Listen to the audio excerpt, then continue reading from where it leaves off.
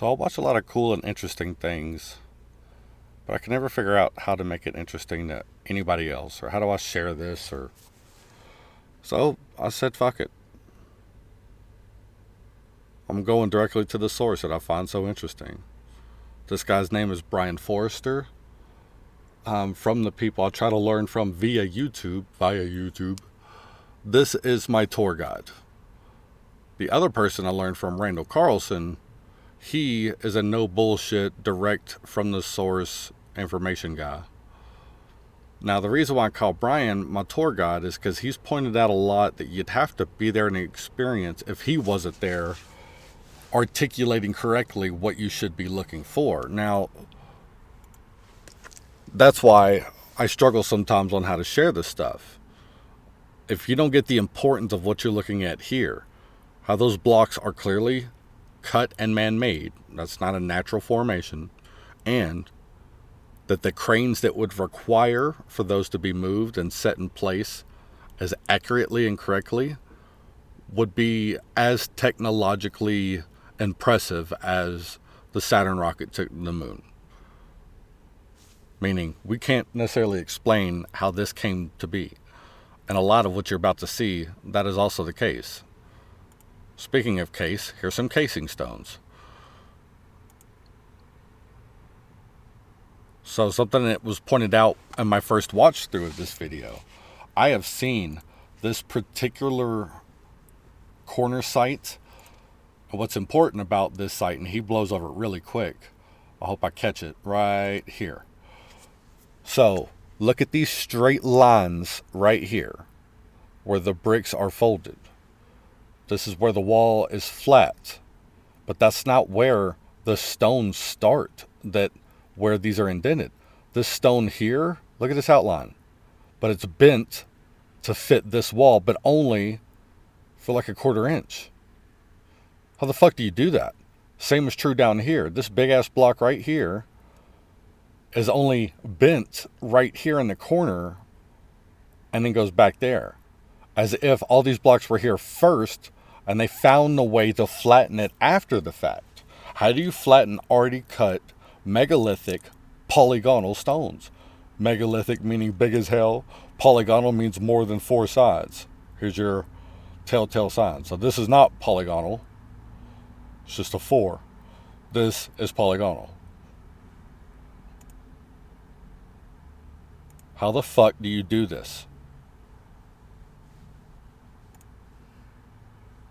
Now, he focuses more on, so these are the top layers, and they have to be older because not only are they taller, but they're behind a second layer.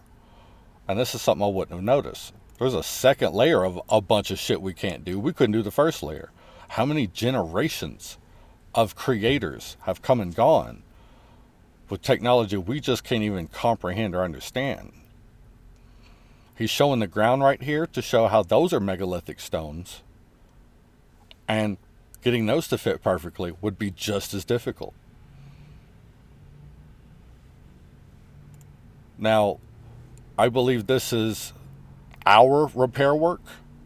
And the reason why I say that is because when you see most of these megalithic places, big ass stone, that's all that means. I think it's either 9 or 10 tons is the official term for megalithic. You don't see any form of mortar or adhesive or glue keeping these things together. You usually rely on engineering structurally, meaning those polygonal shapes are what lock them in. Or you'll find keystone cutouts where they pour molten metal, a mix of molten metal, by the way. Here's another thing. Now this is granite. Granite, I think, is a 7 out of 10 on the hard list, or a hardness scale, meaning you need very high-end tools to cut this kind of granite. And here's precision cuts, almost like a mold. Like they could just do it, whoever the creators were, as many times as they wanted. Here again, polygonal, megalithic. The fact that it's megalithic makes it impressive because we can't lift that shit. The fact that it's cut polygonal means it had to have a blueprint first to make the overall square or the overall shape come into fruition. How do you plan for this without a blueprint? And keep in mind, these are supposedly dating back to before we had writing. All these structures you're seeing now were supposedly cut out by people with copper chisels. Now, copper is way lower on that hardness scale, meaning in order to make something like this, and see, these are like molded pieces. They could just do it however many times they wanted, or they had a way to manipulate the stone itself after the fact. And I would argue you'll find more evidence for that. This is crazy impressive to me. Yeah. Explain how this structure is as old as the pyramids. And we know for a fact, based on carbon dating, radiocarbon dating, ice core samples, ground samples, archaeology, when they found the people that lived during this time, the only tools that were corresponding with these people were copper, 6,000 years ago. So 4,000 years before Christ, or the story of Christ, however you want to see that. Look at these walls. If I asked you when you thought they were created and you didn't see people dressed like this in this area, or lower income in general, you would think this is inside of like a government building that was created within the last 10 or 20 years. Once again, these are that first row of blocks are not even cut the same way, same size as the second row, yet these are exact the same height, occupy the same space. You have to have a blueprint or a plan in place beforehand. How do you make corrections on the run? I'm honestly asking that because when you look at those corner sections of the walls where it looks like the block was made first, and I said they had to make a correction, they just did. They just manipulated on a molecular level, is what it looks like. I think what he's pointing out here with the ground is the excessive amount of heat damage. Every rock you're seeing is very hard on the hardness scale. And in order to cut stone, you have to use a harder stone on that scale. What's important about that is how do you, during the copper age, harness steel or diamond tip tools or diamond tips for tools when you don't have it. But these chipping away that you see on these bottom blocks is a direct result of heat. And you know that because it's chipping, so only the outer layer got exposed to that heat because the rock is so dense and hard. It made it bubble and boil up in those moments of extreme heat. And as they dried up, they were no longer the same size as the layer beneath it and started cracking up and peeling away. Here again, Brien Foerster is the one that taught me to look for that, which also indicates that expert engineers and builders made this floor, but I don't know if they were necessarily the same people that made these walls, and they're equally as impressive and as mysterious. See, this is what I'm talking about. This stone is not the same size as this stone. This stone is not the same size as this stone, yet they all come to the same exact point. They're polygonal, extra difficult. Like if we wanted to just cut and paste product, we would do it in a simpler way where all these blocks look exactly the same. Look at any building made in our era ever. All of our decorative or intricacies happen after the fact. This had to be planned before. Also, how do you even lift these stones into place? That's the typical questions. But, look at this corner here. This is what I mean. That's a straight line in the corner of flatness. Yet this stone doesn't stop till right here. This stone doesn't stop till right here. Oh God, I hope my mouse is showing up on screen. Otherwise, I'm just talking about nothing y'all can see. I believe we're in Abusir in Egypt. If I'm being 100% honest, I did not check first. More evidence of it takes extreme mathematical knowledge to foresee where to put these blocks to still have a perfect square at the end. And by perfect square, I mean look at this floor. The ceiling comes at the same point everywhere. You got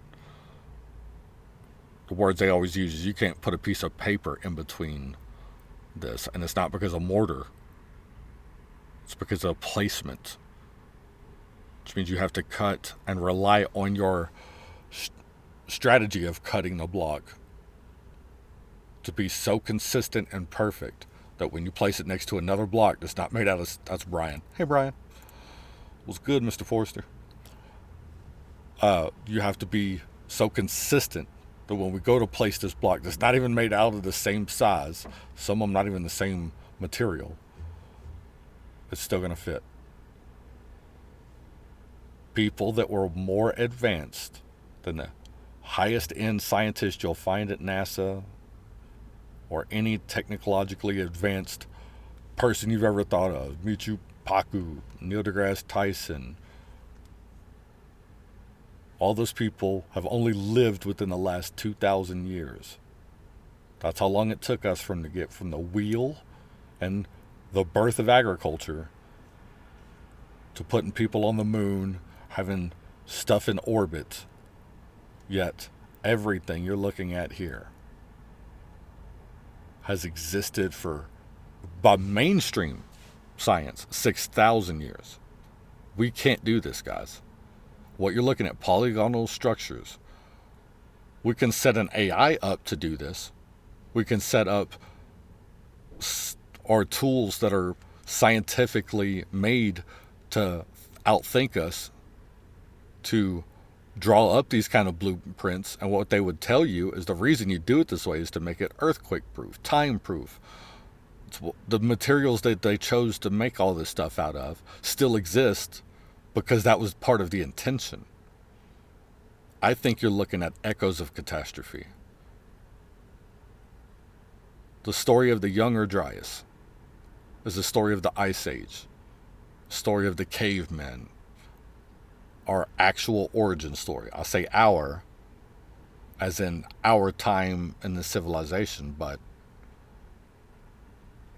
he's pointing out more of the heat damage on the surface while it's all bumpy and cracked up and not as consistent as it was, but there's still no mortar. It's just weight and placement that keeps these rocks in place.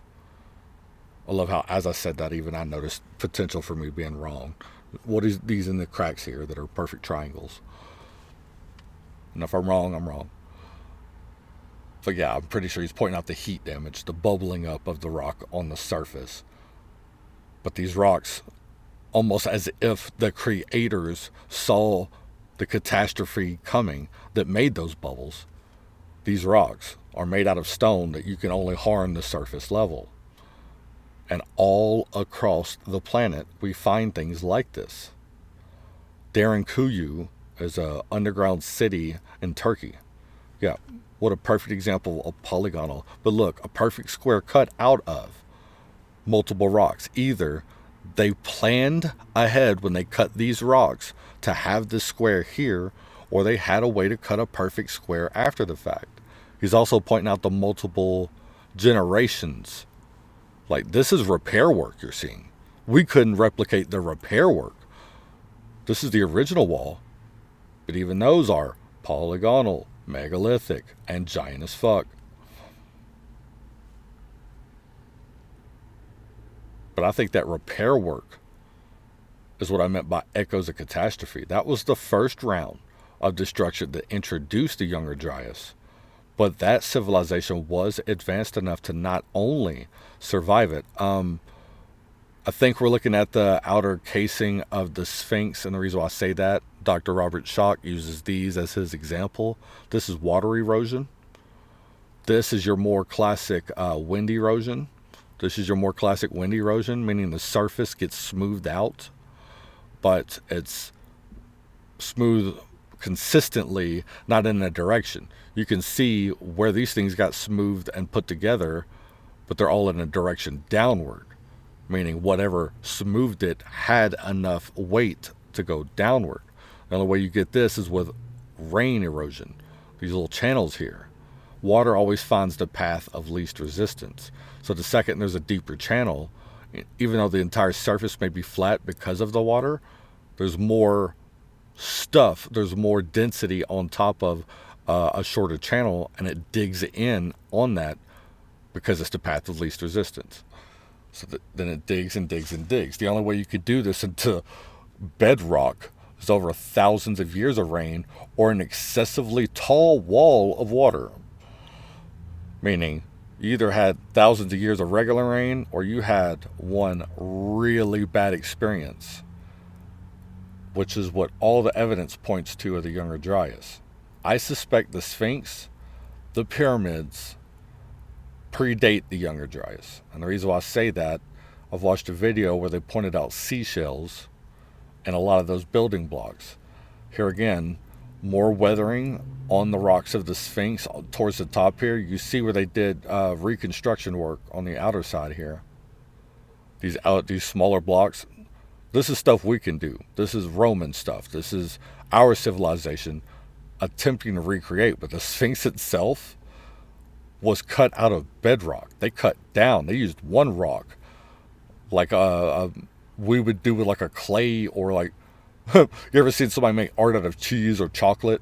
They start with a big block and they cut away. This is one block initially. This is reconstruction and repair work. But initially, this is that one rock. You can tell by the strata, those are the generations that are laid of sediments that solidify. Pretty proud I got that sentence out. Thank you, Randall Carlson.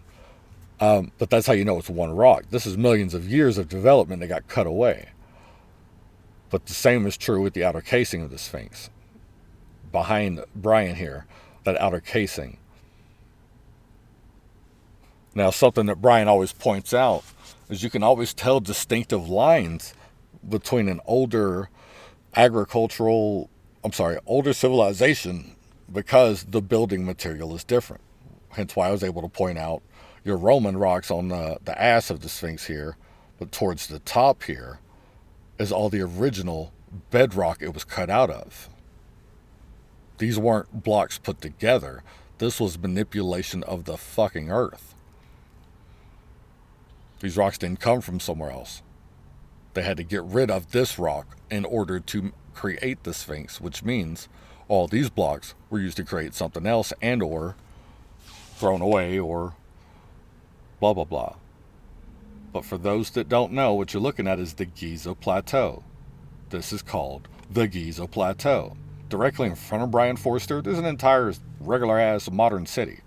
That's the hilarious part, that all these Egyptian shots you see, unless it's like a plane or a helicopter coming in fast, you don't see that they're right next to Cairo. And Cairo is like your mid to high-level city, so like a Nashville, Tennessee, in Atlanta, Georgia.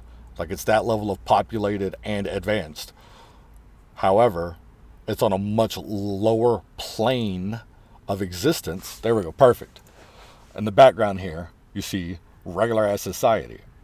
But should also notice, these are the 5th, 6th, and 7th floors of these buildings because the Giza Plateau sits on a much higher plane. That's much higher elevated. The entire Giza Plateau is artificially made. I'm going to say it one more time. The entire plateau of Giza is artificial. They intentionally cut out a section to start their construction work before the pyramids, before the Sphinx. And if you correspond astronomically, I think I said that word correctly, with the stars, Orion's belt lines perfectly 10,000 BC, while the Sphinx would line perfectly with the sign of Leo in the sky. Now, I believe at all these ancient sites, they have star corresponding dates once again, as echoes of the first round of catastrophes. They knew how sensitive they were on this rock floating through space amongst a bunch of other rocks coming straight towards our face. Twice a year, we go through the Taurid meteor stream, and the meteor stream is exactly what it sounds like, a meteor that broke apart. And that meteor is basically a dwarf planet, if you don't understand the size comparison. We end of July and end of October. It's where we get our Halloween celebration, or Day of the Dead, or what they call overseas the Halloween fireworks, because we go through a meteor stream, and they often get falling stars November 1st or October 31st. He's showing the same thing right here that I was pointing out, is that you're not, if you yelled loud from the Sphinx, these people would hear you. Like, you're not far from, I might have given it too much credit about its advancedness, because that road looked like hell to drive on. In stark contrast of these perfect, square boxes that you see everywhere cut out. But that is also a great thing about Brien Foerster specifically, and we are watching his video right now. He does a great job pointing out on what to look for, not just, these perfectly round columns going straight up, but notice they're amongst things that are bigger. This is an important part to show. That are bigger and more damaged, meaning we're not just seeing evidence of an advanced ancient people that could do stuff that we couldn't do. We're seeing evidence of them trying to repair their ancestors' work. We're seeing multiple generations of this. Keep in mind, 2,000 years from the wheel and the birth of agriculture to NASA. We have looked like us, anatomically correct human beings, not Homo sapien, not Neanderthal, which there's a lot of arguments being made that they had just as much advance and they might have been responsible for this, or this, development. But people that look like us have been around for 300,000 years based on the archaeological record, fossils, and bones. Now, the reason why I paused right here, before I lose my point, how many times does 2,000 go into 300,000? How many times have we had the opportunity to make it to the NASA level of advancement, and we got hit with a hard reset, whether it be a volcano eruption, a meteor hitting us, a coronal mass ejection from the sun, meaning the sun sneezed on us, and we just had to do a hard reset. Every time they dig deep and find a black matte layer, that's evidence of years of carbon, aka the surface of the earth being on fire. They know that the creatures they're going to find under that, the bones they're going to find under that, no longer exist, because you won't find the bones above that. Hence why they don't exist. This is a core drill hole out of solid granite. Now, just above it, I would argue, is just as impressive as that square cut out. So they already had this block cut to the point where, seamless. And then they have these core drill holes all over Egypt. Everywhere you go in Egypt, you find these. In order to do something like this, you need a hard-tipped tool, typically a diamond-tipped tool,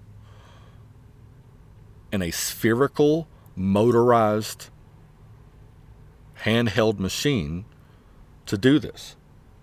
How did they do this specifically 6,000 years ago? Please explain this to me. We know it's a core drill hole, because if you were to zoom in there, you would see spherical cut marks like a spiral. And unlike what we can do today, a lot of those you could draw out with a string, meaning they were cut on the first rotation. We have to rapidly spin our metal, power tools, and our cut marks you can't just draw with one string. They would overlap because we had to rapidly cut at that one spot over and over and over. Whereas it seems like these ancient people had a way of, the first time they went to cut at it, they got a perfect cut. Picture yourself putting a cup through like clay or ice cream. That's how they got these cuts, as if they understood the rock on a molecular level. There's a lot of arguments about sounds and autoacoustic technology being implemented. Well, that makes sense when you understand that on the quantum level, it's all either moving particles or moving strings, or really what it is clouds of possibility until a third party interacts with it.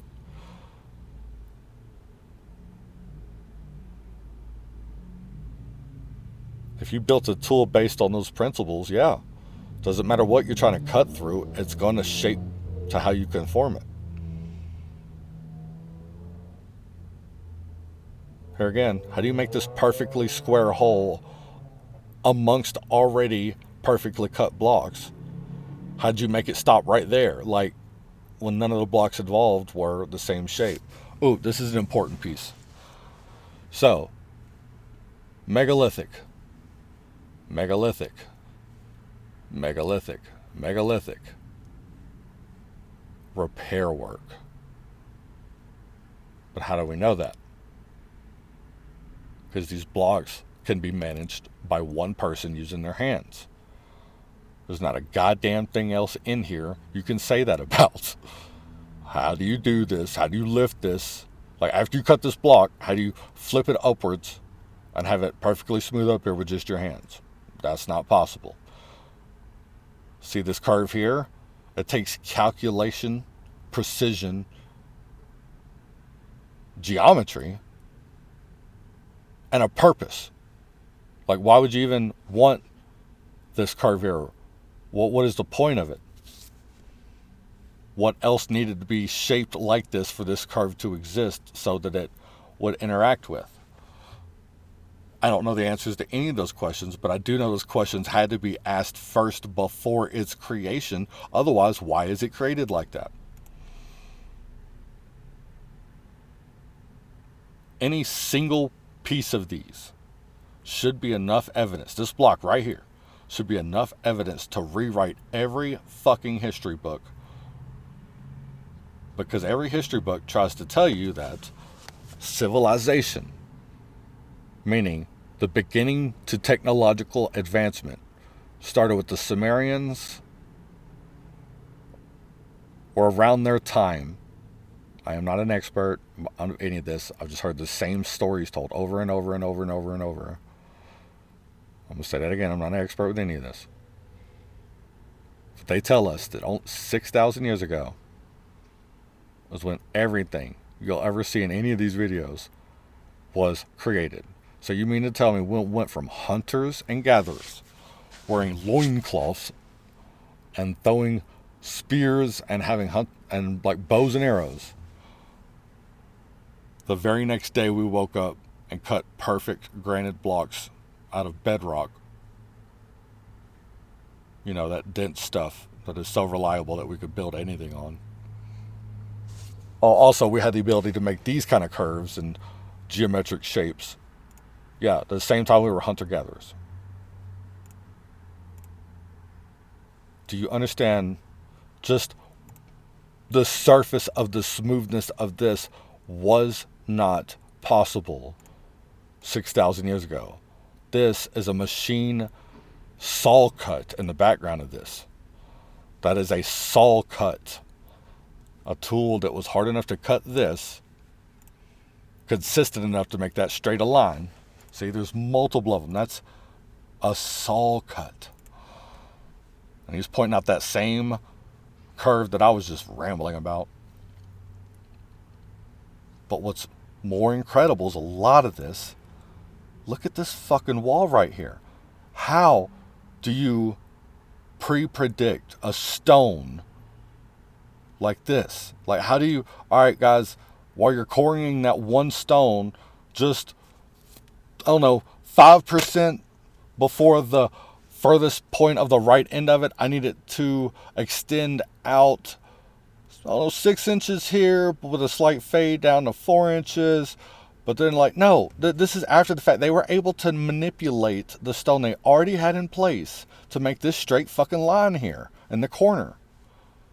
These blocks were already there, and then they manipulated. Explain that to me. We can't do that. We can't just, like, place something that just smooths it out as if we had clay and, like, a metal flat, or like a 2x4 piece of wood.